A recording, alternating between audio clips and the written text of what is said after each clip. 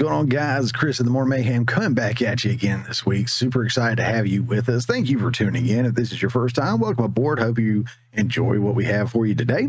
If you are a new subscriber, and we have had quite a huge jump in subscribers, huge for me, almost doubled our subscribers in the last couple of weeks. So I want to thank you guys for jumping on board and being part of the team for that. It really means a lot to me. Of course, it helps me look at the analytics and know that we're growing and what's growing, what you guys like, what you guys don't like. I'm always going to kind of cover the gist of the news and stuff, but I can kind of tailor make some stuff for you guys. So appreciate you tuning in, watching, subscribing, all that fun stuff. And if you are watching and you've been here for a little while and maybe you haven't subscribed, hopefully today I earned that subscription. Hope you enjoy what you see. I think it's about 80 to maybe even more now % of you guys that are watching are not subscribed. And if you don't like what I do, that's fine. You don't have to subscribe. Not going to ask you to do that. Definitely don't want you to see more content that you don't enjoy. But if it's something that you do enjoy, consider it today. Let's see. Yeah, it was just a couple of weeks ago. We set a goal of hitting 25, looking like we're right around the corner from 50 right now, which we could hit 50 by the time this video goes up. I did that last time. I said, I want to hit 25, and then we hit 25 when the video went up. So shooting for 50 now, and next little jump there. And then the next one, we double that. I guess it's 100. So, we're incrementally climbing, fairly new channel, fairly small channel. A lot of the topics that I cover are not the most widely adopted and accepted and loved. I talk about politics and news and stuff, and I do it from a right-leaning perspective, which I guess from your screen, I just lean to the left. Whatever. So we'll see. But for those that are new here, hope you enjoy what you see. Appreciate you guys. And to the OGs, you guys are awesome. And I will say too, if the long format stuff, if you look down there at the time and you're like, oh, I don't know if I can invest that much time into watching this, hey, that's cool. Some people like long format stuff. Some people like the shorter format stuff. So the shorter format stuff is more your taste. We do take the full show and we cut it up in individual little bitty segments, and we release those throughout the week. So definitely check those out. And I would say subscribe and turn on notifications so you can see when those videos do go up. So let's go ahead and go through the lineup for today. So we're going to go through 3 segments that we're bringing back that have been very well received. That is the election 2024 segment. There's something wrong with Joe, which I love that one. And then get woke, go broke. We're also going to go ahead and take a quick look at one of the hottest shows out right now and kind of give a little teaser about something else that we've got going on. So without any further ado, let's get it started now.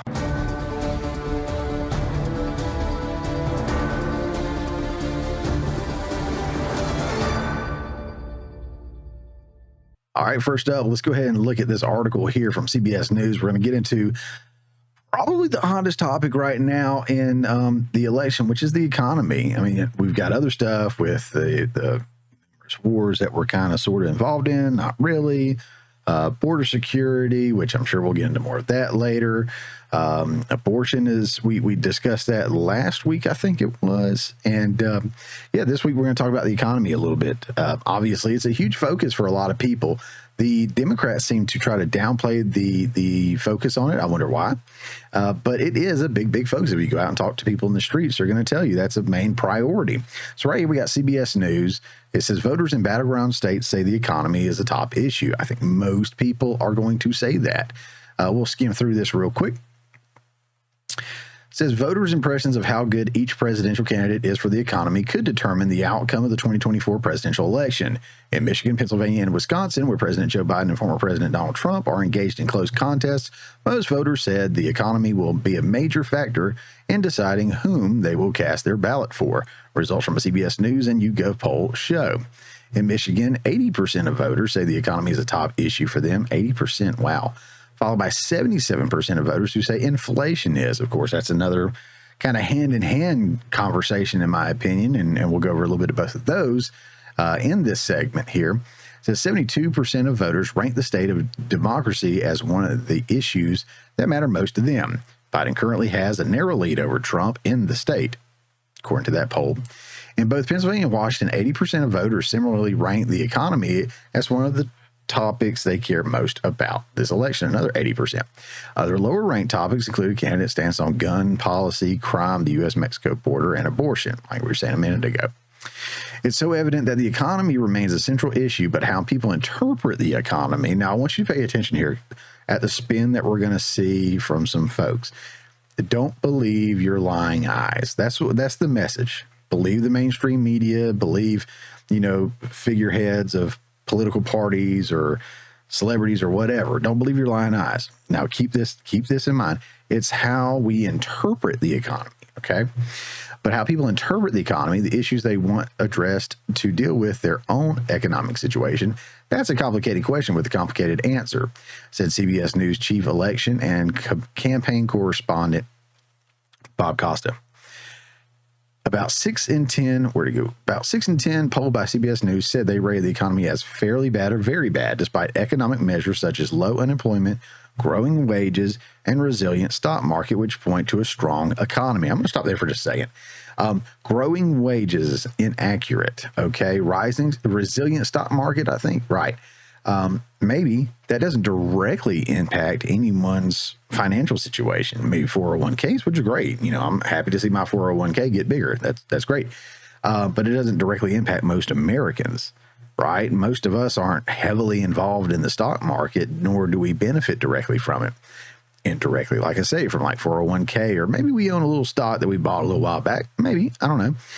Low unemployment rate, that's questionable. Unemployment is down for sure, but one of their metrics to measure is job growth, and we'll talk about that in a little bit here too. But right now, because of the economy the way it is, many people are taking additional jobs. Now, the way you measure unemployment and job growth are two different ways. So there was a time where they said that, unemployment was low because people have more jobs. That's not the way that works. But while unemployment is low, in this case, more people do have more jobs. That's a statistical fact because it is taking more to survive in this economy. I think it was AOC tried to say that and completely discredit the numbers under Trump's administration, which was proven false in like a heartbeat. All you had to do is simple math to figure that out. In this case, it is both true. Yes, unemployment is down, but more people are working more jobs than ever before, trying to make an additional income to make ends meet. And what was the other thing here? Growing wages. Growing wages, that is not necessarily true. When you look at a chart of wages, right? I know people that are getting maybe a 10-cent raise from one year to the other, or a 5-cent raise from one year or another. But then you've got like people that work in Silicon Valley, or people that are multimillionaires or billionaires, and you see the rate at which they increase their pay, their wages, right? That overall bumps the average up significantly. So if you look at the average wages, maybe it does go up. But if you look at like median, or however you want to measure it to see what the actual wages increase is, it's not there. It's not anything close to what inflation is. I'll be happy to do a deeper dive in that if you would like me to. Let me know in the comments below. But just as a kind of a vague callback to this right here, a little rebuttal to this, it's not accurate. It's not accurate at all, and it's a talking point that they're pushing. Continuing on, it says, this could pose a challenge for Democrats who Costa said are eager to get that labor voter, the union member, to vote Democratic and pull ahead of Trump. They know that those working voters at times hear the call of the Trump campaign and his message on immigration, and it can be appealing to those voters. And so that's why Democrats are really trying to focus on the economy by focusing on labor. I think that's it there. Yep. So again, focusing on the economy. Democrats are focusing on the economy. How are they focusing on the economy? Well, as we see here in USA Today, says as Biden abandons Bidenomics, Harris makes a different case before black voters. Okay, you see the emphasis here. Kamala Harris is going to target black voters. Keep that in mind for just a little bit later on when someone else targets another demographic and they're like, oh, no, this is terrible. You got to understand these political parties do target the demographics. Kamala Harris is, a woman of color. I don't know if you can say black, given her ethnic makeup. I know it's often applied to her in that way, but if you actually look at her ethnic makeup, maybe she is, maybe she isn't. Depends on what you consider what. But she's going after the black voters, of course, because they need them. And this is one of the first times that Democrats have really hurt for the black voters at the rate that they are right now. They are losing them at a higher rate than I've ever seen them lose it before. But we'll go on here. I don't know if we're going to read the whole thing. Probably just skim through this a little bit too. But let's see. This is USA Today. I already read that. Let's go on down here. Atlanta, in my state. Whew. It almost feels like a completely different state, though. Atlanta. I don't know. It's its own thing. It needs to be its own little island somewhere. It says Vice President Kamala Harris is shaking up her approach to the black community and making the economy the focal point of a multi-state tour that she kicked off on Monday in Georgia. Now, remember, Biden's moving away from Bidenomics because it's not working for him. Here's Kamala. If you don't say it right, it's racist. That's what I said. But Kamala's going to talk about the economy here. And she's going to, of course, go after the black voter and talk about the economy. Let's see what she has to say about our wonderful economy under Joe Biden. It says Harris came to the battleground state to make an urgent case to voters who delivered a surprise victory for President Joe Biden that he'll ease their everyday cost if he wins re-election. Why then? Why not now? It's part of a concerted effort by the White House to win back disappointed Americans by putting kitchen table issues at the front of the president's agenda. During much of last year, Biden campaigned on a slogan of Bidenomics, touting wins such as historic investments in infrastructure, manufacturing, and the middle class. But Biden struggled to convince voters they were experiencing a post-pandemic economic revival, as the cost of food, housing, and other services have remained high, even after inflation has decreased from its peak. It says during her visit, the vice president focused on lowering housing costs, decreasing debt, and increasing wealth for black communities.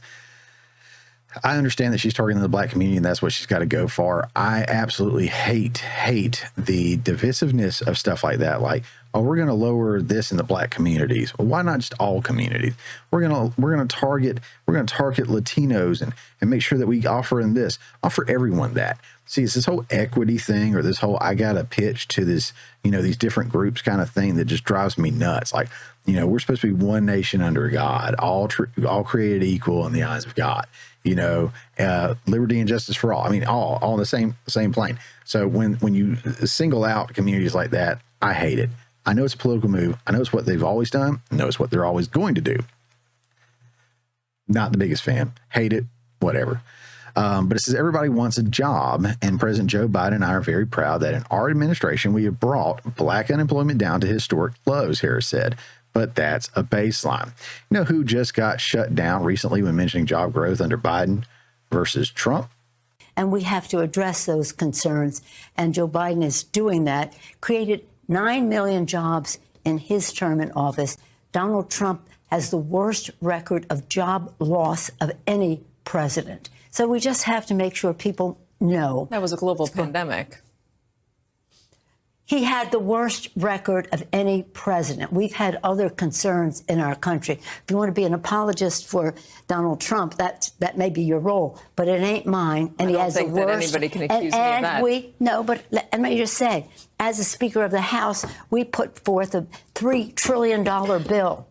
$3 trillion of investment in communities and the rest, and that stimulates the economy. I just want to ask. I hate that woman. I hate that woman. You know what other one I hate? This one. Let's get back to the story. Good old Kamala. But to be fair, back to Nancy's point, they've invested a lot of money, trillions of dollars into our economy, and our economy is still tanking. So they've used the excuse of spending more of our tax dollars to improve the infrastructure, the economy, the whatever, and that's been improved. So what does that tell you? They don't know what they're doing. They don't know how to spend this money. Anybody disagrees with me, leave me a comment below. Let me know where I can find a better source that shows how they actually improve the economy by spending trillions of taxpayer dollars. Because I ain't seen it yet, brother. All right, it says here sought to draw attention to actions the Biden administration has taken to increase entrepreneurs' access to capital, lower housing costs, support historically black colleges and university. So HBCUs, you got to remember too, I mean, Trump was huge in supporting HBCUs, and they never played that up. They always played it down. They always threw it on the back burner. But a lot of people remember that. A lot of people remember that, and they see Biden and Kamala jumping on late in the game to this, where Trump was like headstrong. on supporting HBCUs. Just kind of keep that in mind as a comparison between these two. Let's see, and lessen college debt during a moderated conversation and a stop at an Atlanta nonprofit. We know that home ownership is probably the most effective way to build intergenerational wealth, Harris declared during an onstage discussion with the leaders of the Black Entrepreneur Network. Biden's support from black voters is experiencing significant attrition, in particular, much of it coming from black men. He trails presumptive GOP nominee, like I was saying earlier, he's sliding behind here. Says he trails presumptive GOP nominee and former President Donald Trump in a handful of battleground states, including Georgia. An April survey taken by Morning Consult showed him 8 points down in the swing state that he beat Trump in nearly 4 years ago. Georgia voters say the economy is their top concern in the 2024 presidential election, and just 29% say the economy is on the right track. I know it goes on. There's a point I wanted to get here. Here he is.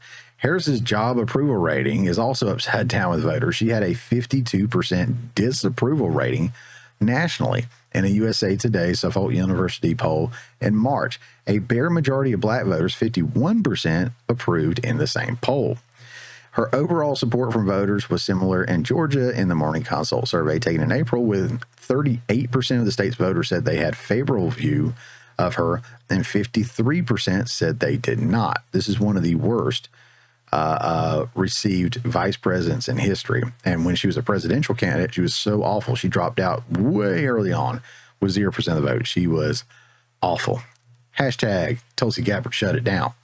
It says her visit to Atlanta included a stop at the Russell Innovation Center for Entrepreneurs, where she spoke with black small business owners about increasing wealth in ways they are working to support one another. She toured the facility of Georgia's Senators Ralph Warnock and John Ossoff and Rep. Nikema Williams, who also acts as the state party chair. Vice President also sat down with Shrab Bilal and Troy Millings of the business and finance podcast Earn Your Leisure. In the discussion, Harris raised the issue of highways that cut through black communities, which she said the administration says it's working to reconnect. One such project in Atlanta is receiving $158 million from the Biden administration. It goes on and on about how they're going to spend more money. They're going to spend more money. They're going to spend more money. So I love that the Democrats, their solution is always, let's spend more money. Let's invest more money. Let's put more money over here. Let's spend more money.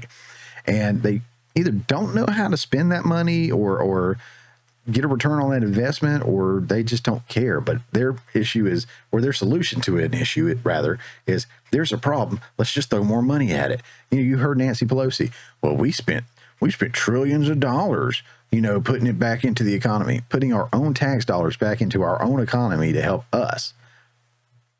And it hasn't. Again, here we go giving trillions and billions to, foreign agencies and stuff. We just keep spending money, but problems keep going up, right? Let's see where we at. Who else is delusional? The mainstream media itself. Let's take a look at a minute or so of this clip. I'm going to pull it up here. And we're going to break it apart a little bit. I may even look at the comments because it was kind of funny. Won't linger on this long, wrapping up this segment here. But this is from, you guessed it, one of our favorites, MSNBC. So listen to the spin on the economy and listen to how they say the economy's not as bad as you think it is. You just are listening to the wrong sources. Don't believe your lying eyes and ears, right? Check it out. When it comes to the economy, despite a lot of good news, new polling shows that voters in crucial battleground states are now saying that things were better under Donald Trump than they currently are, and it's not even close. At the same time, a Koch-backed group is trying to get Latino voters to go Republican in November because of Biden's economic policies. The group. So they're trying to word it like, all right, so a Koch group is trying to go after Latino voters. So notice how she kind of made it sound like, look at them. The right's trying to target Latinos. But like we just read, Kamala's going after black voters. Again, they target these demographic groups because, again, demographic groups are largely based off of different cultural groups within those. And those cultural groups have a kind of hive mind sometimes, right? When you look at people of black skin, there's a good chance that most of them have very similar cultural backgrounds. Not necessarily true, but it's that cultural background that you're targeting. So, yes, when you look at a demographic, you can start to narrow down, right, that cultural background, that cultural impact, and what they're looking for in the economy or in their government or whatever. So it's a smart thing to do in that sense. But again, I hate hey, let's help this community over here. Let's help this, instead of just saying, we're going to help everybody, including you guys. But I'll let her go on. But she kind of words it like it's a bad thing that the Republicans are targeting a demographic group. But, they don't have a problem going after other folks themselves. Is launching an ad campaign that says those policies are leading to, quote, to the demise of the American dream for immigrants. Meanwhile, Vice President Kamala Harris kicked off a multi-state economic opportunity tour to promote the administration's investments in local communities, and there are a lot of them. Here with me to discuss, MSNBC contributor Brian Tyler Cohen and Tim Miller, host of the Bulwark podcast and former communications director for Republican Jeb Bush. Brian, these polling numbers on the economy are not a surprise, right? The pollsters are saying, how do you feel? And people don't feel great because life's expensive. Your food's expensive. Your rent is expensive. Gas is. All right, again, she's already teeing it up. This is all about feelings and emotions, which first of all, the left is all about feelings. The right tends to be more so about facts. I think with Ben Shapiro, remember, facts don't care about your feelings. So for them to try to flip the script is pretty funny. So, oh, you feel like the economy's rough. Oh, you feel like things are more expensive. All right, let's roll, chick. Is now expensive, and that impacts people. But here's the thing. Donald Trump is offering a grand total of 0 economic policy solutions. And what President Biden is doing is an awful lot to help deal with the impact of inflation. So why are things where they are? What's your reaction? Okay, so Trump is maybe offering 0 things because when he was the president, he didn't have to do anything. The economy was great. I mean, he did stuff, don't get me wrong. But it's all the stuff that Biden's trying to do that's making it worse. And when she says he's trying to do stuff, he's just spending more money of our taxpayer dollars instead of giving it back to us. I mean, just give it back to us and let us invest it or spend it however we want to, for crying out loud. You clearly don't know what you're doing. So, yeah, so criticism right off the bat. I love left-wing media because they are so bad at hiding their bias. I'm a right-leaning dude. You probably can already tell that. But I try to call it like it is. I try to be fair as I can. But I definitely have a right-leaning bias, no doubt about it. Let's see what this jackass says. I think a big part of this is that half of the country gets their news from like a right-wing media machine that kind of exists solely to just tear Democrats down and lift Republicans up. And they. All right, so he's on MSNBC saying this. All right, everything he's about to say. If you're aware. I don't know if woke is the right term in this regard, but if you're aware of how the mainstream media is, from your late night TV hosts to your basic cable programming to your news media to your social media to just everything. If you're aware of how all that runs, listen to the hypocrisy that comes out of this dude's mouth as he's on MSNBC, which is one of the absolute worst left-wing propagandist machines. They do it in this kind of like alternate reality where crime is up, where the economy is down, where Democrats don't engage on the border, where women are getting post-birth abortions, where Donald Trump did nothing wrong.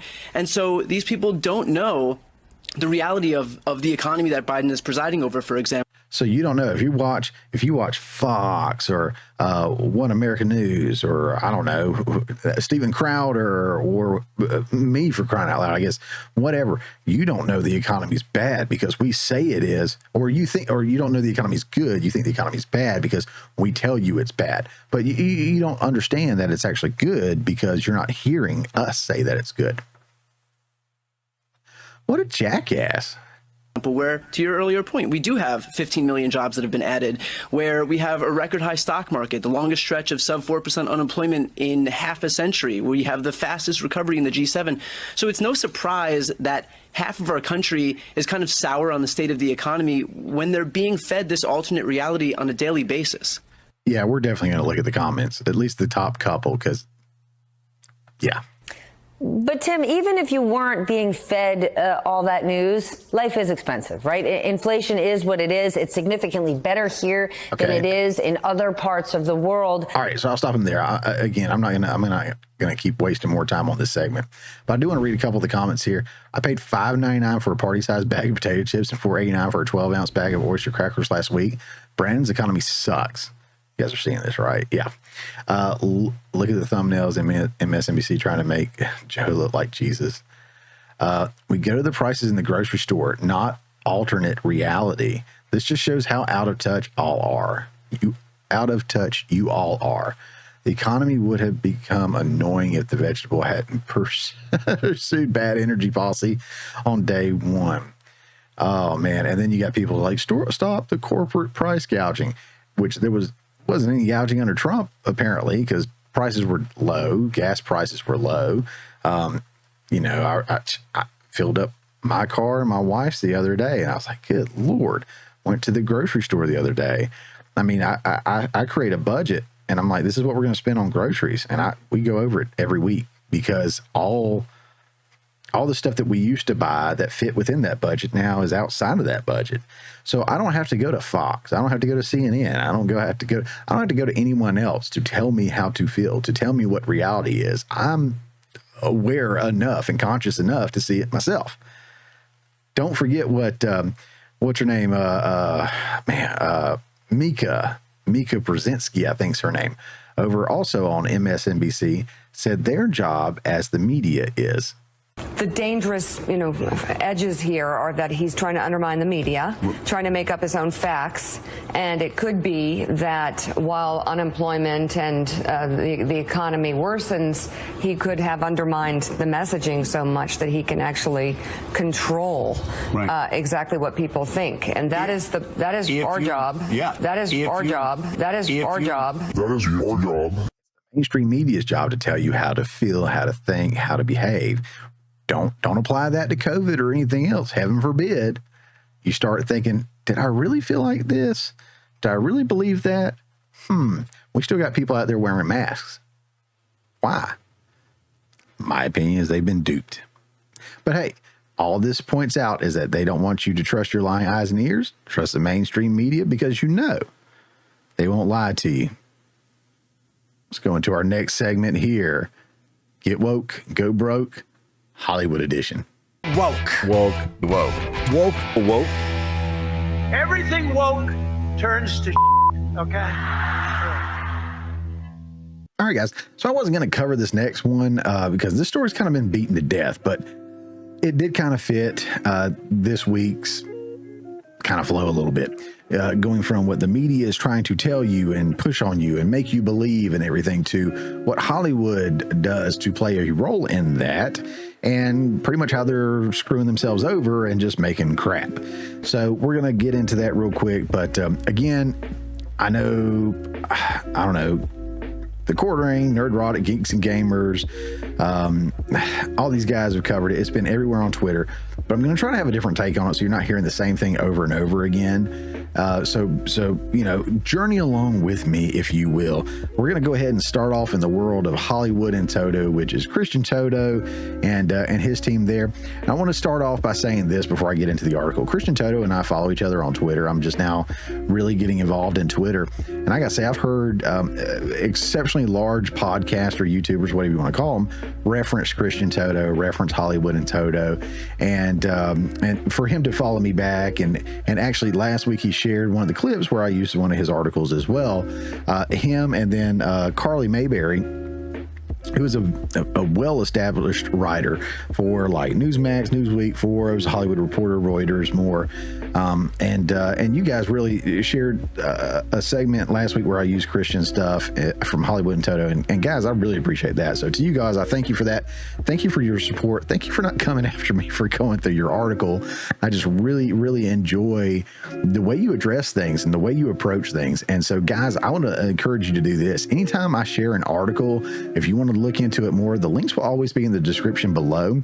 And I don't want to read everything because I want you to go back and read it and check it out. I also want you to go support these guys. If I read everything, it's usually MSNBC or CNN or somebody's website that I don't really care about. But Christian Toto and team, these guys work awesomely to create great content consistently. They got a podcast up, or maybe a couple now. I was just watching one the other day. Was it today? I think it was today I was watching one. And but we'll get into this one. But again, a very heartfelt thank you to Christian and team. You guys are awesome. And for all you guys listening to this, go out and support these guys that are doing amazing work. So this one is about Jerry Seinfeld. This is Jerry Seinfeld blames, well, it is about Jerry Seinfeld and isn't about Jerry Seinfeld. Keep that in mind. Jerry Seinfeld blames extreme left PC crap for comedy decline, updated. So we got a little update on this one. Let's see. Jerry Seinfeld takes comedy seriously, very seriously. After his landmark NBC sitcom Seinfeld wrapped, he gathered the funniest people on the planet for his follow-up show, Comedians in Cars Getting Coffee. There's Christian, good guy. It says, and when the host of the New York Radio Hour asked him specific questions on his craft, Seinfeld demurred. It would take an hour just to properly answer that, he said. He didn't need an hour to lay into another target, one that has handicapped comedians for the past decade. Woke. Chris O'Brien says why mastery matters, why good sitcoms are so rare, and why Hacked Off Hugh is Jerry Seinfeld's favorite human. Fantastic interview there. And I don't know if this is the one being referenced here. Probably not the one referenced here. But there was that one video where it says, hey, I've noticed that most of the people on your show are white males. And Jerry Seinfeld goes, yeah, let's get into that. What do you see over here? A bunch of whiteys. And he says, it's not like taking the census. It's about being funny. And I'm not the absolute biggest fan of Jerry Seinfeld or any of the stuff that he's done. I know, crucify me all you want. But I appreciate someone who loves their craft and puts everything behind it and doesn't care about the crap and the baggage that other people try to project onto it, and they focus on what they do. Again, I am a filmmaker. My buddy and I, we make stuff that, some audience may look at and go, hey, there's some wokeness in there. No, we're just trying to tell a good story. If you happen to see like a female that's strong or whatever, hopefully we've told a good story to make her that way, and it's not just a Mary Sue or whatever. Or if you see a political statement in there, it's fitting to the film. It's not the agenda or the message or something like that. I truly, truly believe in making great art, and so does Jerry Seinfeld. So, much respect for him for that. So Seinfeld, the director, star, and co-writer of the new Netflix comedy Unfrosted, shared his complicated thoughts on humor for much of the conversation. When host David Remnick asked him about mixing serious themes with comedy, he couldn't hold back. People always need comedy. They need it so badly, and they don't get it, Seinfeld began. It used to be you'd go home at the end of the day. Oh, Cheers is on. Oh, MASH is on. Oh, Mary Tyler Moore is on. All in the Family is on.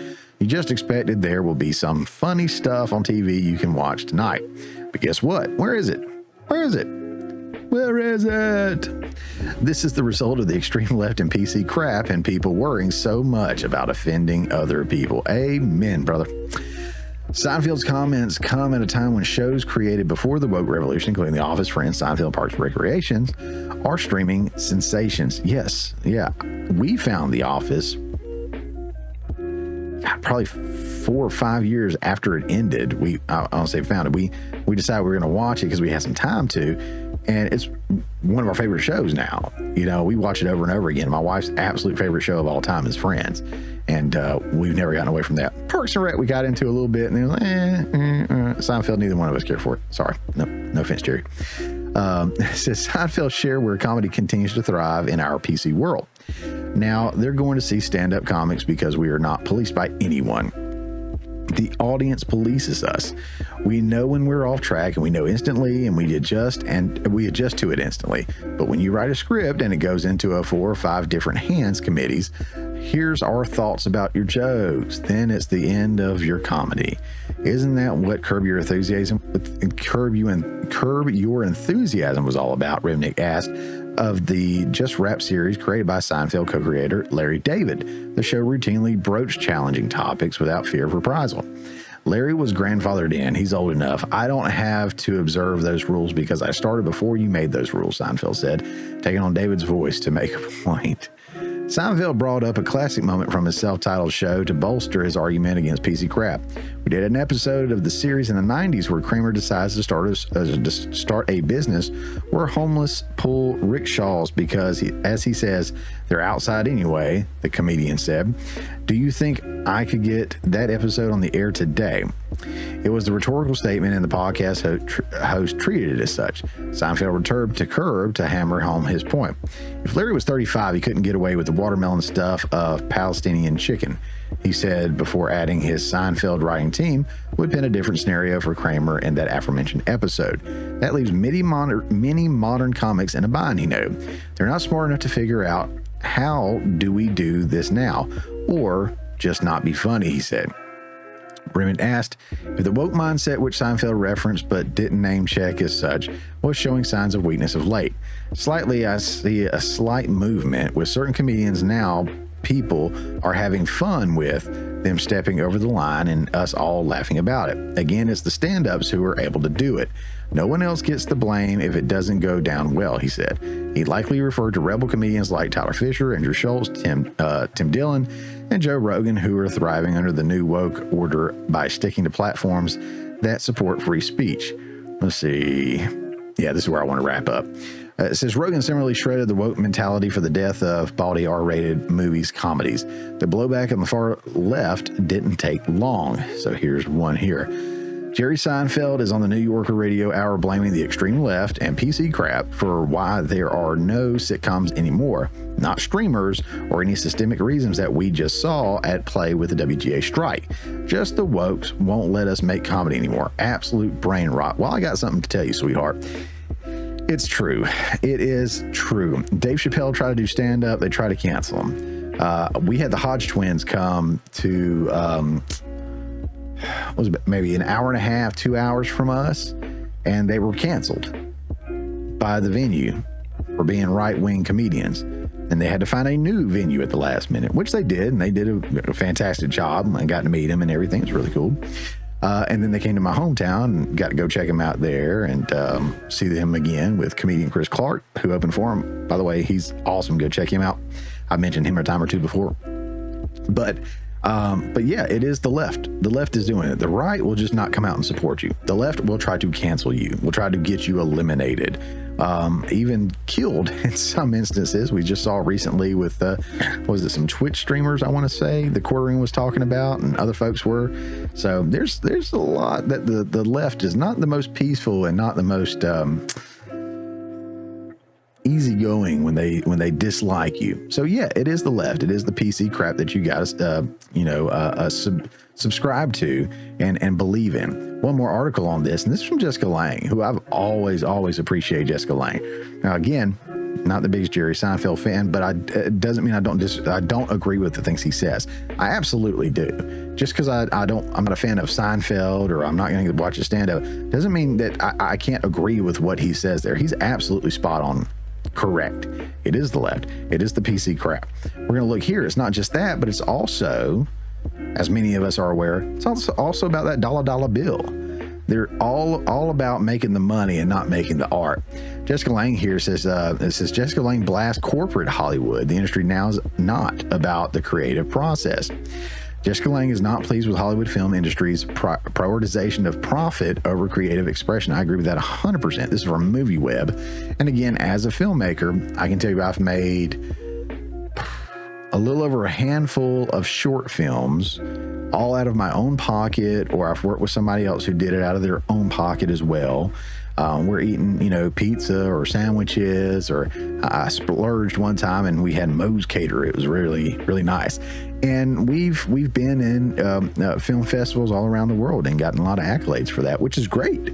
And that's what we did it for. We didn't put it out there. I mean, everything that I've got is on YouTube. I think we got one thing that's on a streaming platform just because we wanted to test the waters there. It was New Waters. And everything that we're working on now is probably going to be out there for free to watch. It's not about the money, it's about the art. But eventually, hopefully, we'll make something where we can, turn a profit to at least, if nothing else, fund what we want to do instead of us having to do it out of our own pockets. But that saying, we're gonna look at what Jessica Lange said here because she's OG. She's been in the game for a while and she's a fantastic actress. So let's see what she has to say here. It says Jessica Lange is not pleased with the Hollywood film industry's prioritization of profit over creative expression. During a recent interview with Vulture, the award-winning actress, whose acclaimed career spans back over 4 decades, slammed the industry's shift towards a corporate world, she told the publication. So I'm just going to go through and kind of read what she said here, the little highlighted spots. It says, we're living in a corporate world, and it certainly has rolled over into the film industry. So much of the industry now is not about the creative process. I mean, obviously, this is not across the board, but there are many instances where I feel like the artistic impulse is overwhelmed by the corporate profit motive. One need look no further than Disney Star Wars or Disney Marvel. It was all about crank this movie out and get it done by this time. Crank this movie out, get it done by this time. Put this actor in it, put that. It wasn't about take your time and read the source material and get to know it, get passionate about it, tell a good story. None of that. None of that. Nerdrotic, I think Core Black Garrett may have been the one to put it together. I'm not sure.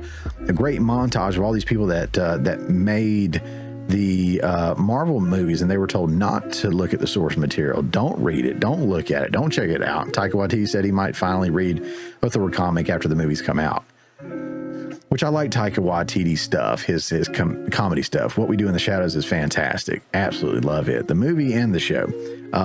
But his Thor stuff, I don't know, man. But it was, Disney's all about turning that profit. Well, now they haven't been turning a profit for a while, so maybe they'll change their ways. Let's continue reading what Ms. Lang said here. It says, you look at some of the best films of the past year. What do they have in common? They're not from America. My favorite was Anatomy of a Fall. How often do we get to see a film like that where the ambiguity of things is never sewn up? I remember sitting on a film set waiting for hours for the cinematographer to get the lighting right, and it was worth it because the result was spectacular. But that's changed. Cameramen don't light anymore. They're shooting on digital. You're not going to watch dailies. It's a different ball game. I'm just happy I had the opportunity when I was starting out to actually have those experiences with filmmakers like Sidney Pollack and Costa Gavras. I don't know that name. I'm sorry, guy. I have to kind of kick myself every time I think, oh God, it's not as good as it used to be. Because it's like the Buddha said, there are two things certain in life. That's change and death. You can't go backward. So my specialty, now I'm a writer, director, editor, producer, and most kind of at the top of my list there. As much as I love to write and direct, and I do, I have a very, very passion for leading a team and directing and being that kind of the maestro of the orchestra, so to speak. My other kind of tier there that I really love doing is cinematography. I love being the cinematographer. I've got the camera, I've got the lenses, I've got lights. I know how to use them. Now, to kind of counter this, yes, we're using digital cameras now. One, cheaper. It's the only way I can get in the game. And two, faster and easier to use, for sure. And you don't have to worry about the dailies because you got everything pretty much right there on the spot, ready to go. But you still have to light. But to her point, that's one of my pet peeves. If you ever watch Mayhem Reacts, which is a series I have for reaction videos, I will tear apart a trailer or a film if it's not lit well. And that is a big problem, is I think since we moved to digital sensors, which require more light than film does, people are not lighting it like they need to. They're either not lighting it as well as they lit film, or they're lighting it the same, and it requires actually more light. I mean, of course, you can bump stuff up in post for digital that you couldn't in film necessarily, I guess. But it does require the appropriate amount of lighting, and they don't have it. So a lot of films, a lot of shows are very dark, and I can't see it. So I get kind of bummed about that. And the other thing is the audio, which of course she doesn't mention right here, but that's a pet peeve of mine. So I'm going to go into that. If I can't see what you're doing, if I can't hear what you're saying, kind of tuned out of what's going on. Don't really care. I've screened a lot of films for film festivals.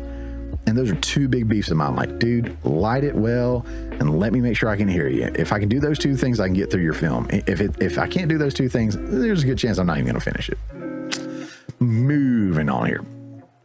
It says, she says, I'm not interested in these big comic book franchise films. I think that they've sacrificed this art that we've been involved in for the sake of profit. I don't know if it's because the filmmakers think that they can't hold the attention of the audience anymore. That kind of filmmaking drives me crazy. Was that it? That's it. I like me some Jessica Lange. Back in the day, boy, I tell you what, she get it. But I like me some, she still could probably. But I like me some Jessica Lange. Her points are all valid. You have to turn a profit. There's no doubt about it. But these film studios, they're pumping in tens of millions, if not hundreds of millions of dollars into a budget for a film that's cranking out the same or less when you look at it and are not being profitable. There are films, like she was saying, that are putting, you know, 5, 6, 7, 8, 9, 10, 12 million dollars into a film, and they're making back 100, 200, 500 million dollars plus in profit. That's the way it should be. You should make a film for a lower budget than you know, hopefully are going to make in the box office. I mean, I know that seems common sense, but common sense isn't all that common, especially when you start dealing with folks in Hollywood, apparently. But yeah, so love everything she said. Loved all her points. Love me some Jessica Lange. Jerry Seinfeld was on point. And again, thanks, Christian Toto, for doing everything that you do and the team over there. Guys, that's been this segment. Let's move on to the next one. My name's Joe Biden. It doesn't matter what your name is. What are you doing? Nothing. There's something wrong with Joe. All right, it's kind of like a little segue here, moving from, you know, actors and people that have been in Hollywood, you know, legends in Hollywood, to now political embarrassment. So we're going to kind of bridge the gap here. We're going to go to Bounding into Comics right here and look at what Marvel star Michael Douglas said. Now, of course, Michael Douglas, known not just for his appearances in Marvel. I mean, he's been in just about everything. So, enjoy me some Michael Douglas. I really do. Don't know where he stands politically. I mean, I think I do now after this article, and hadn't really looked into it. I've realized the more I look into artists, be it actors, musicians, or whatever, and look into what their politics are, what they believe in, or whatever, I kind of get a little depressed. Even more so, the thing that bums me out is not just like, oh, well, I'm a liberal or I'm a conservative, or I don't really care about any of that. The thing that bums me out is when they attack their audience, when they attack half of the country, either the liberal side or the conservative side or whatever. It doesn't matter. If you're attacking your audience, you're kind of an idiot. And studios are doing that. We just saw Marvel do that. The Russo brothers were saying it's the audiences that are the problem, not the studios. And that's why films aren't doing good now, even though you can look at Oppenheimer and Barbie and what they did this past year. So, and plenty others for sure. But those are two of the biggest I can, point to real quick. Let's go ahead and run through what old man Michael Douglas got going on over here. So this is from Bounding into Comics. He's got to do great work over here. This is from Josh Berger. Says Marvel star Michael Douglas dismisses Joe Biden's cognitive decline, agrees the president is sharp as a tack. Of course, this is a guy that's probably the same age or older. We'll see what he has to say here. There he is. Mike Douglas. Mike Douglas used to make me moist. Nutty Professor, go watch it. Oh, so good. All right. Marvel star and Democratic Party sympathizer Michael Douglas has taken it upon himself to dismiss Joe Biden's fairly apparent cognitive decline, going as far as to agree that the 81-year-old president is sharp as a tack. That is the verbiage, and I think it's going to repeat what I'm saying right here, but that's the verbiage a lot of people are using. Sharp as a tack, sharp, and he's not. Again, we did a segment earlier about don't believe your lying eyes. Listen to what the media tells you. The media tells you he's sharp as a tack. Your own eyes will tell you he trips over sandbags. He shakes hands with ghosts. He gets lost easily. He falls off of his bike. He has no idea what's going on. He can't string a sentence together. Of course, I can't either because I'm trying to cram so much into such a small space. But you know what? No excuses. I'm not running for president. Let's continue. It says, during an interview with CNN's Fareed Douglas was asked to give his thoughts on Biden and whether he believes the 46th president should have bowed out and left the field to somebody else on account of his age. Well, I think that I walk a little similar to him, the Ant-Man and Wasp Quantumanium actor joked, adding, and the people that I've talked to and everybody that I have say he's sharp as a tack. He's fine. That points to the fact that you live in a bubble. All these people that are in the media are like, oh, everyone I talk to, you need to talk to other people. Someone that I've talked to recently that's a conservative, he's also a Canadian, is Sean from Third Relify. I've mentioned him several times before. He's become a really good friend. I really like that guy, like what he does on his channel, and just as overall person, seems like a great guy.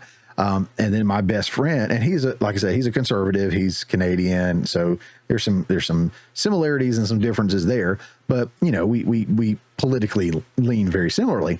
Whereas my best friend, John, who I do filmmaking with, is more of a liberal. So we disagree more, but we talk all the time. I mean, we are messaging each other or calling each other almost every day. I mean, we are close friends, and we often don't talk about politics. And if we do, we just kind of agree to disagree on some things. And maybe we agree with some of the other points that the other one are making. We're very open-minded, very cool about talking about stuff when we do. I don't think a lot of these people do. I think they only stay within their liberal bubble, and then you've got people that stay within their conservative bubble. Whichever one of those you are, if you stay in the conservative bubble or liberal bubble, I'm highly suggesting that you pop that bubble, get out, and start talking to other people, because then it will open your worldview. And I'm saying that to conservatives too, okay? Because Donald Trump is not God. Donald Trump is not perfect. January 6th was mostly peaceful, sure, but it wasn't 100% peaceful, and people deserve to go to jail for what they did, just like we're seeing in all these other events that are happening. They do. The law should be applied equally to everyone. And if you say, well, it's okay with this, when this group does it, but it's not okay when this group does it, I disagree with you. Doesn't matter if you're liberal or conservative. Just had to point that out. People have got to get out of their bubbles. So everyone he talks to says that he's sharp as a tack. Well, of course, everyone he talks to says that, right? Says Douglas then posited, he didn't deposit like Biden does in a diaper. We all have an issue of memories. As we get older, we forget names or something. He's overcome a stutter in his life, maybe. And sometimes he might stutter, as he then proceeded to target Trump, albeit without uttering his name. Of course, they would never say Trump's name because they have TDS.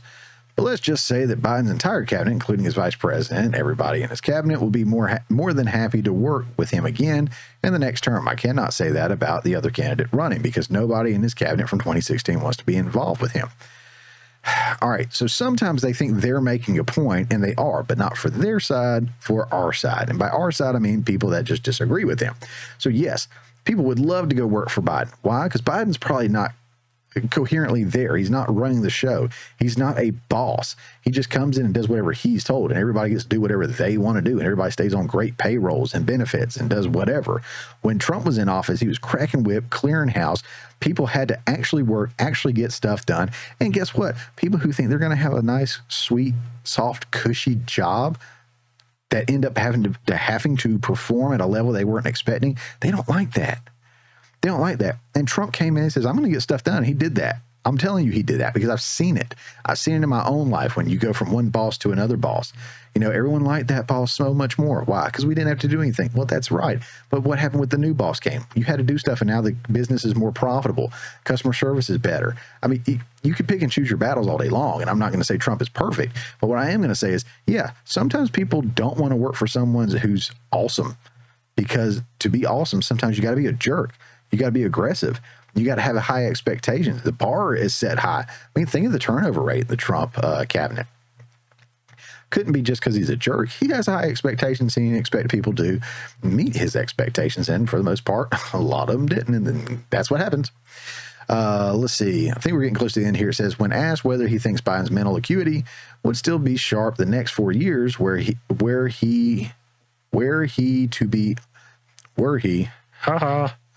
not my fault. Were he to be reelected, Douglas simply says, I think he'll be fine, later adding, this is probably the most important election of my lifetime. Every election is, no matter what they say, because we are getting more and more divided politically. Not as a people, even though politics and the mainstream media tried to separate us and divide us. Politically, there is an extreme left and an extreme right, and the people in the middle are being left behind. And that's what happened to me. I was more so in the middle, maybe even leaning to the left a little bit. I don't know. Maybe I was always leaning to the right, but I was fairly close to the middle on a lot of issues. And man, that line just went away. I am now almost far right, just because I haven't changed that much. But the political game changed. You look at Jon Stewart or some of these old school Democrats. They're like, the party left me. I didn't leave the party, and they're more center or more right now than most of the people on the left, because they got left behind. Continuing on, it says, I share with my kids to the Vietnam War. This is the most critical time of my lifetime, at least that I remember, where we're at right now, he continued. We need somebody in control and power who has some experience and knows how to work on a global situation. The world. Yeah, because Biden's done a great job of that with all the wars that we're in and the exit from Afghanistan, all that good stuff. Whereas Trump sucked because he got us in no new wars and he had a surplus of peace treaty signed. And yeah, Biden, yay. Look at him. Look at him. Would you look at that? This makes me sad. Just looking at this makes me sad. I'm not going to lie. Like, as an American, I'm pretty sad that's my president. And I'm sad that there are a lot of people that still support him. And I don't mean just people that are anti-Trump. I mean people that are pro-Biden, which is nuts. Let's see, blah, blah, blah. Let's go on down here. This is where I want to get to. So Michael Douglas might be in the minority of Americans defending Biden's mental acuity. He is. A Harvard-Harris survey conducted February 21st through 22nd among 2,022 registered voters found that 59% of respondents had doubts about Biden's mental fitness for office. Similarly, 67% of respondents agreed that the 46th president is too old to be the head of state. So I'll bring this up a little bit for you guys to see. It says, is Joe Biden mentally fit to serve as president of the United States, or do you have doubts about his fitness for office? 59% said yes, he is a concern. And then down here, 67. So, yeah, he is absolutely in the minority, right? Because Biden's a nut job. And if you don't think Biden's a nut job, don't get me wrong, you can say Trump's a nut job too. It's a different kind of nut. Trump's a little crazy. Sure, I'll give you that. Morally, is he the greatest person in the world to point to? Absolutely not. I don't look to Trump for my morality or anything like that. For my, he is not my moral compass. But Biden's a nut job in the sense that he has no idea what's going on. Dude's delusional, and it's not just an age thing. I know right here it talks about where's it at? This for office, I agree the president's too old. It's not just age thing because Trump is almost as old as Biden. But if you look at them side by side, and I'm not talking about who's skinnier or who's fatter or whatever, but if you look at who can string a sentence together, who can talk longer, there's no question about it. Trump's in a good spot. Biden is not. On a mental level, his age is definitely showing for Biden, whereas Trump's not so much. And Biden it doesn't either when they pump him full of all those drugs before they throw him on stage. Right here on the Hill, it says, Evening Report, Biden makes case for second term in rare live interview. Isn't it sad that he does so few live interviews or takes so few questions from the press? It's almost like he's incapable of doing so. Just throwing that out there. I couldn't read much of this. What am I reading through? Yeah. So there he is, Biden and Howard Stern. Biden sits down for rare interview with shock jock Howard Stern. Howard Stern was a shock jock back in the day, and then he got his balls cut off because he wanted to be PC and liberal and wanted to play it safe. And now nothing he says is shocking. Everything is in line with the message, and he's kind of a bitch. President Biden sat down with world-famous shock jock Howard Stern for a lengthy live interview on Friday that delved deeply into his personal history and his goals for seeking re-election. And I will say, before I dive into this much more, I will say, I'm not going to read the whole article for sure, but that Howard Stern, Joe Biden breakdown, I would highly recommend this video right here by, he's not a friend of mine. I don't know him. I would love to know him. I think he does an incredible job, but this is from Don't Walk Run Productions. And I recommend this channel all the time. So go check it out. This particular video here does go into more depth in the story, breaks some stuff down, has some really funny little clips from it, which are great. He does a great job with that. And I think Poofy helped him with that. Don't know who Poofy is. Go check that out too. But link for that will be in the description below down in the show notes. Go check out that video. I highly recommend it. I always will tell you, if someone covers something in more depth or better than me, believe me, I'm going to point you to them because we all do things differently. But Don't Walk Run Productions, I always highly recommend them. Subscribe and like and turn on notifications because he's always coming out with great videos. I'm not sure the frequency in which he does that yet. Maybe it's twice a week. But yeah, I love it, love it, love it. back to this. The interview, which aired on the Howard Stern Show on Sirius Satellite Radio, gave the president an opportunity to connect with millions of listeners, as he has largely eschewed interviews with traditional independent press. Let's take a look at some of the highlights from the interview. Ready to debate. Former President Trump has been needling Biden in recent weeks for face-to-face debate before the November election, which will likely serve as a rematch of the 2020 election. I don't understand what it means, likely serve as a rematch. It's same two guys, right? So it is a rematch, right? Okay.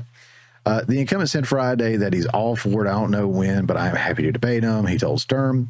Suicidal thoughts. Stern repeatedly asked Biden to discuss tragedies in his life, blah, blah, blah, blah, blah. On the family, I don't think he talked about, taking showers with his daughter or doing stuff with his granddaughter or whatever he's got going, or not even acknowledging his one grandchild from Hunter and the stripper or whatever it was. I don't think they talked about that. But it says he also said his decision to marry First Lady Jill Biden wasn't his own. His sons Beau and Hunter encouraged him to propose. Dad, we think we should marry Jill. He recalled Beau, who died of brain cancer in 2015, telling him, which is shocking. He can't remember when, where, and how he died, whether he was serving in military or not, or if he was back or whatever. I know that came up recently, and how dare someone ask him that? No, dude, you should know when your kid died. Keep saying he died while serving, and apparently he didn't. I don't know. I don't know his whole story. I just know you also don't know your own son's whole story. But that said, we'll look at the headline on this one right here because it said it, but I'm going to go back to it.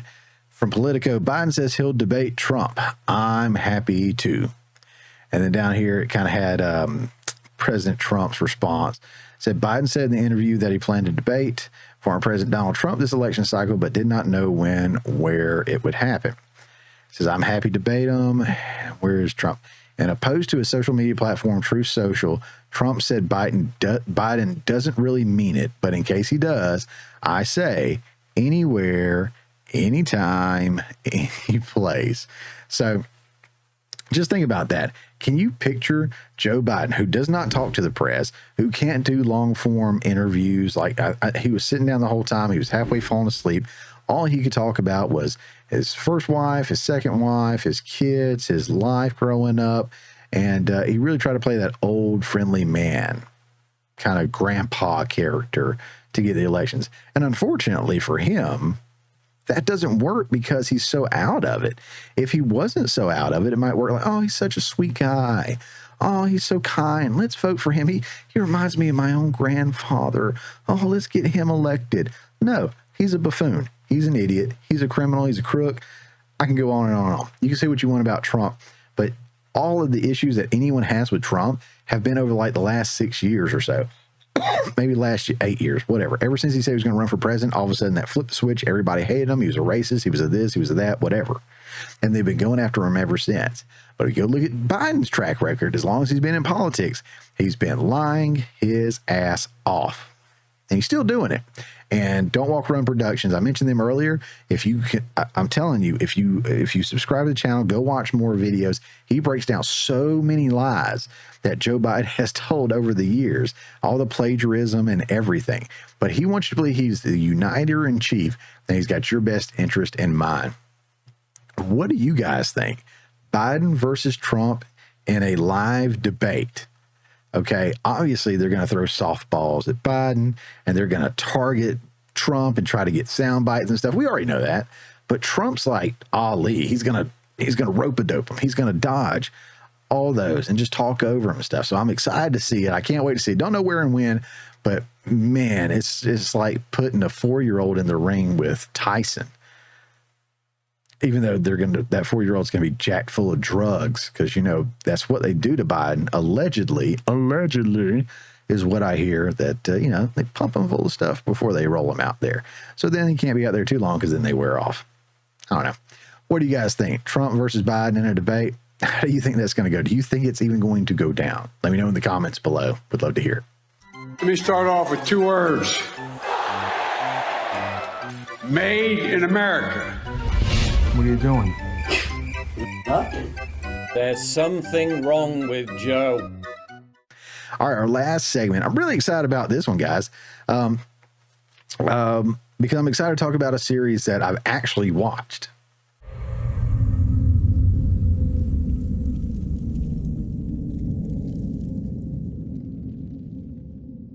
Oh yeah, Fallout, baby. So Fallout was a video game first, and I didn't play it.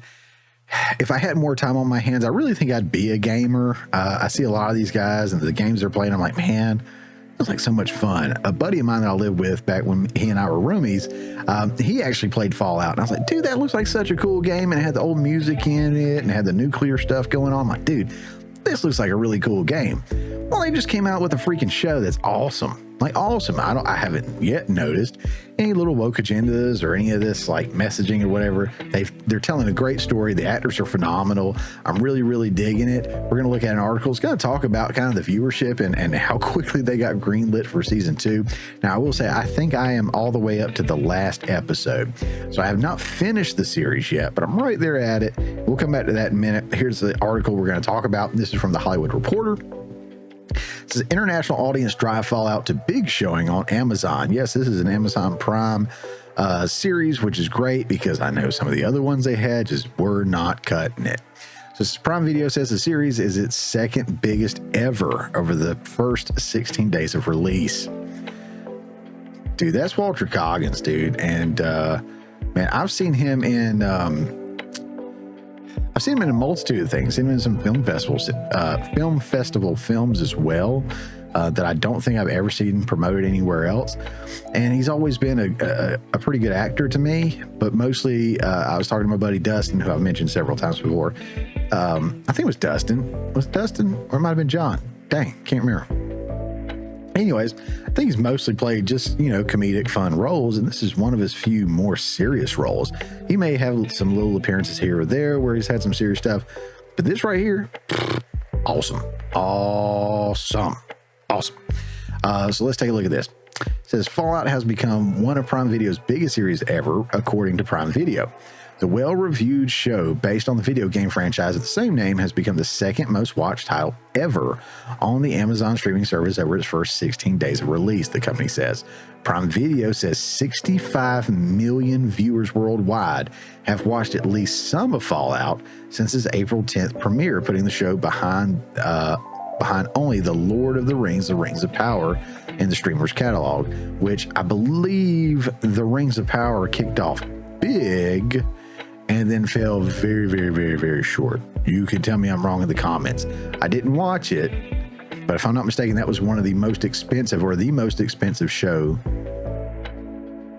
made, and it was not as well received as they needed it to be. I'm referencing my memories of Nerd-Erotic, Geeks and Gamers, and all those guys, but I want to say they dogged the hell out of it. I can't remember for sure. Maybe I'm wrong. If I am, call me out in the comments below. That's fine. That's what it's there for, apparently. Global audience have powered a majority of that viewing. More than 60% of Fallout's audience is outside the United States. The limited data from Amazon Jobs, with that from outside sources like Sampa TV, Illuminate, and Real Good, all of which have tracked a strong start for the series. Nielsen streaming data lags by several weeks. Prime Video has already renewed Fallout for a second season, picking up the series about a week after its premiere. At that time, the streamer said the show was among its top 3 titles to date.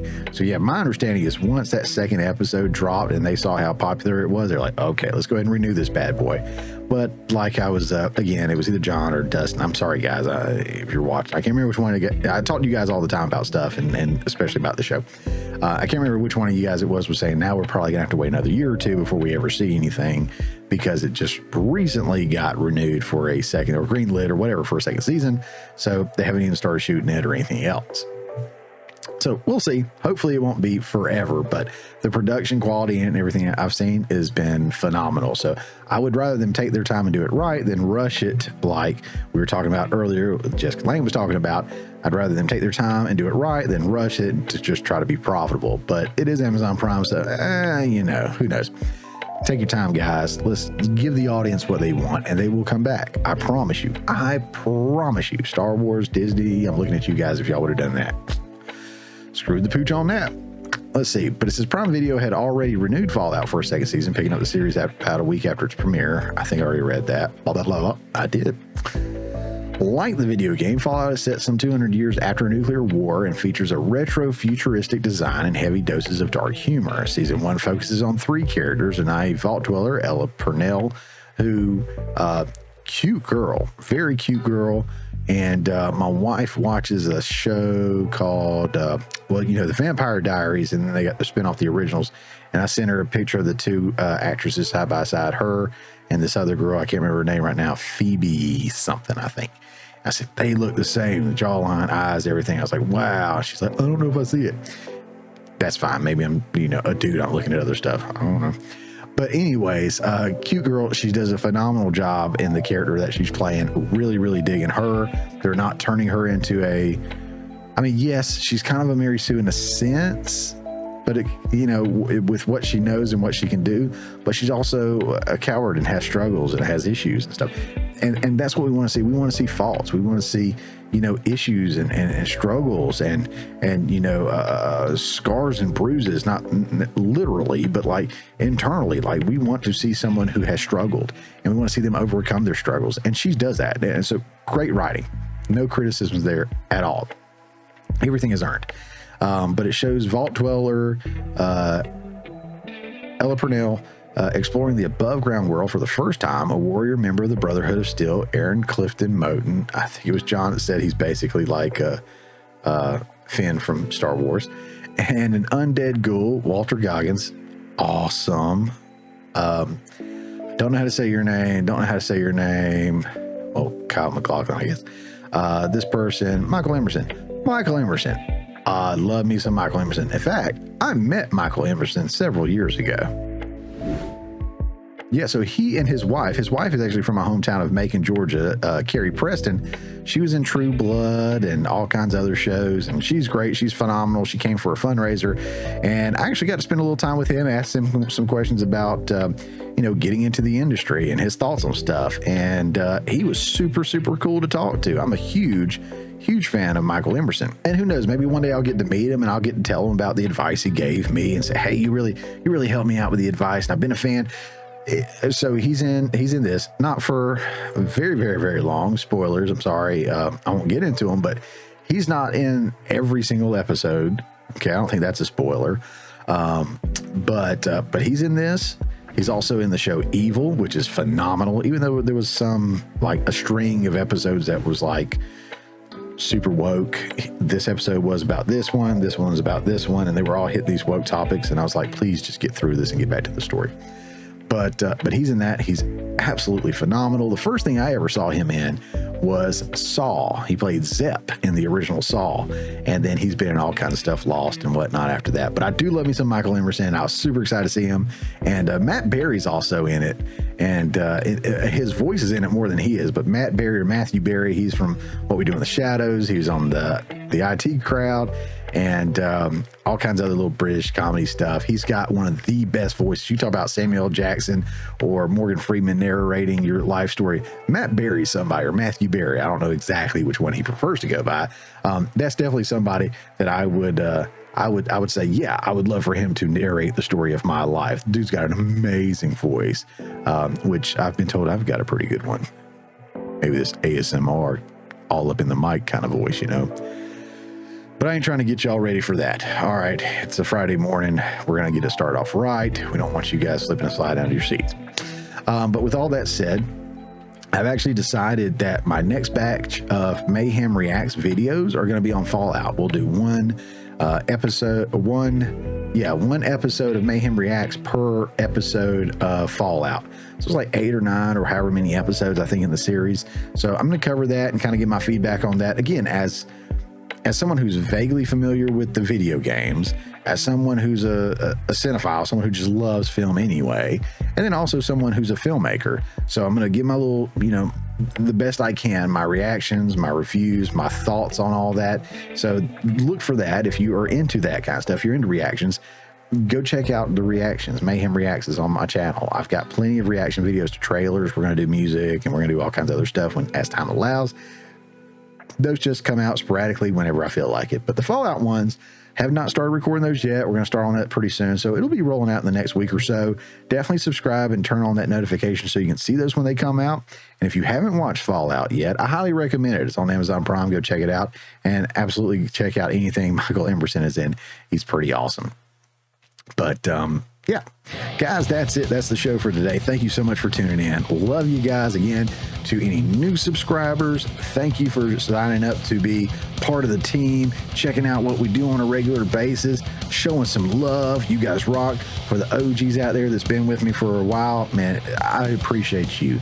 You are awesome. Thank you for not waiting on someone else to get the ball rolling. I know we are just few and we're not many yet, but we're getting there. So guys, please continue to like, share, subscribe, comment, follow, whatever, and help get this content out there if this is stuff that you think other people need to know. If I cover something really, really good that the mainstream media doesn't, definitely share it with some folks and let them know. If I didn't do such a good job, you don't necessarily have to tell me in the comments. You can just kind of move on. But you know, if you want to, that's fine. I'll try to interact with everybody in the comments. Love, like, hate, dislike, whatever. I don't care. Love to interact with you guys. Don't forget, our full show comes out every Friday at 10 a.m. Our segments are released throughout the week, depending on how many I have. And then the Mayhem reactions just, you know, are here and there, wherever. And I may do some extra little stuff as, you know, time allows. And don't forget to, I forgot to pull that up, on May the 17th, I will not have a regular episode then. I'm gonna try to do something different, maybe if I can work that out. Do have a filming project coming up for that week, so I won't be able to do this. Sorry about that. So maybe you get a break from me. Maybe you're happy about that. Or I'll cover something different or pre-record that and get that out to you guys. Guys, again, thank you so much for checking us out, and we'll see you next time. You ever see like a girl, maybe it's a Saturday night and she thinks she's hot shit, and she's drunk and she's coming from the bar and she's real sloppy like, and she's like, I'm a 10, and you're like, bitch, you're mid. Damn.